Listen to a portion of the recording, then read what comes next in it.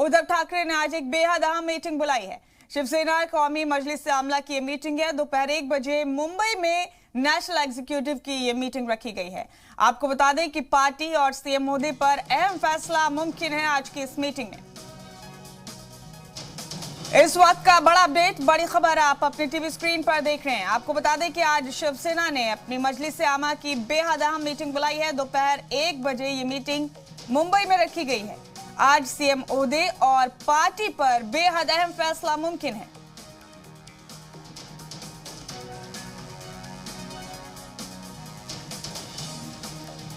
तो इस वक्त की बड़ी खबर, बड़ा अपडेट आपको दे रहे हैं। आज पार्टी और सीएम मोदी को लेकर बड़ा फैसला लिया जा सकता है। शिवसेना की नेशनल एग्जीक्यूटिव की बेहद अहम मीटिंग है आज दोपहर 1 बजे मुंबई में। मजलिस आमा की इस मीटिंग में आज पार्टी और सीएम मोदी को लेकर बड़ा फैसला लिया जाना मुमकिन है।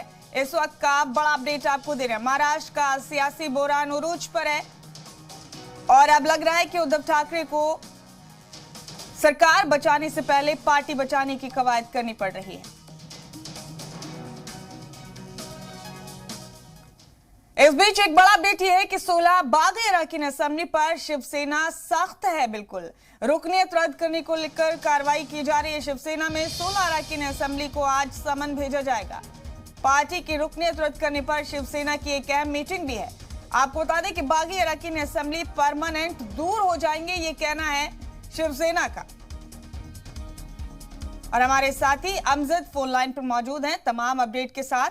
अमजद, महाराष्ट्र का सियासी बोरान बढ़ता ही जा रहा है। आज नेशनल एग्जीक्यूटिव की बेहद अहम मीटिंग है। शिवसेना की कई अहम फैसले लिए जाना मुमकिन है। इस बीच एक बड़ा अपडेट यह है कि 16 बागी एमएलए जो शिवसेना के हैं उनकी रुकनीयत रद्द की जा सकती है, उनकी मेंबरशिप छिन सकती है उनकी पार्टी से। क्या अपडेट है आपके पास?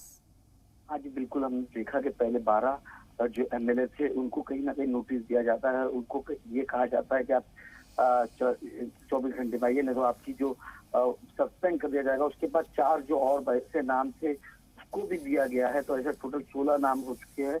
और साफ तौर पे उद्धव ठाकरे का यही कहना है कि जो बागी एमएलए है कहीं ना कहीं उनके ऊपर भी कोई ना कोई सख्त कार्रवाई की जाए। और क्योंकि उनको अपनी अपनी पार्टी बचानी है, क्योंकि वो जानते हैं कि अगर पार्टी नहीं बचेगी तो वो भी नहीं बच पाएंगे। तो इसके लिए वो तमाम जो कोशिशें हैं वो लगातार कर रहे हैं उद्धव ठाकरे के पार्टी किसी तरीके से बच जाए। तो अमजद, आज का दिन भी काफी अहम रहने वाला है। दोपहर 1 बजे मजलिस आमा की नेशनल एग्जीक्यूटिव की मीटिंग भी है मुंबई में। हाँ जी, बता दें अगर मेंबर ऑफ पार्लियामेंट जितने भी एग्जीक्यूटिव जितने भी हैं उन सबकी मीटिंग रखी गई है। और तमाम, क्योंकि कल हमने देखा कि जैसे शरद पवार जी और अजित दादा पवार जी दोनों पहुंचे थे मातोश्री, और उन्होंने तकरीबन 1 घंटा मीटिंग करी।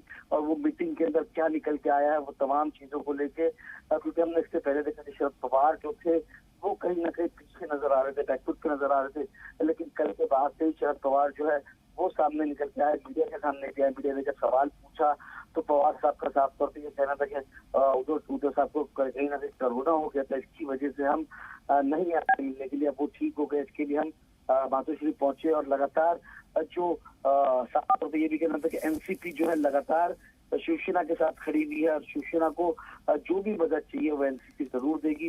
अब देखने वाली बात ये होगी कि शिवसेना जो है अपनी पार्टी बचा पाती है कि नहीं बचा पाती है। क्योंकि अगर शिंदे ग्रुप की बात करें तो शिंदे ग्रुप के अंदर तकरीबन जो बागी 41 एमएलए जो है वो शिंदे ग्रुप के पास है। क्योंकि बड़ा फिगर जो है वो शिंदे ग्रुप के पास है।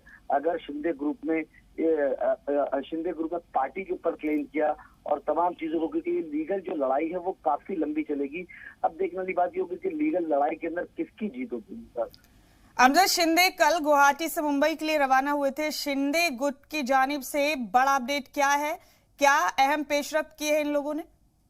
देखिए, बस बता दें कि जो एकनाथ शिंदे है वो कल है ना गुवाहाटी से सिर्फ 3 घंटे के लिए गायब हुए थे। वो कहाँ गए थे सूत्र ये भी बता रहे हैं कि वो कहाँ गए थे कुछ पता नहीं है। लेकिन ये पता चल रहा है कि गुवाहाटी में कहीं ना कहीं, क्योंकि उनकी गाड़ी निकलती है एयरपोर्ट के लिए, लेकिन एयरपोर्ट पे कहीं पार्क करके शिंदे ना एयरपोर्ट के अंदर जाते हैं ना वो कहीं और जाते हैं, कहीं ऐसी जगह जाते हैं जहाँ पर मीटिंग जो भी चीजें शिंदे ने। ठीक है अमजद, हम फिर आपसे अपडेट लेंगे। आप तमाम सूरत हाल पर नजर बनाए रखें। आपका बहुत बहुत शुक्रिया अमजद, तमाम अपडेट देने के लिए।